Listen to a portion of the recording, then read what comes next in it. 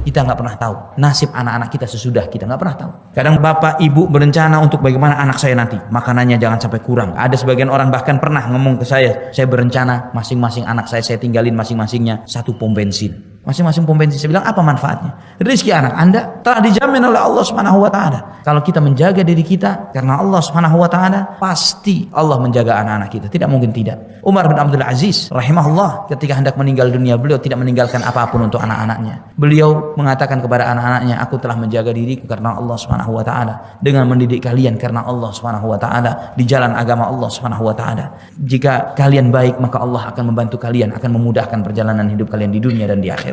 Jika kalian buruk, tidak beriman kepada Allah, saya tidak akan membantu kalian di dalam keburukan kalian dengan meninggalkan harta yang membuat kalian semakin buruk dengan harta tersebut. Ini yang disampaikan oleh Umar bin Abdul Aziz rahimahullah kepada anak-anaknya. Padahal beliau seorang khalifah, namun beliau tidak meninggalkan apapun untuk anak-anak mereka.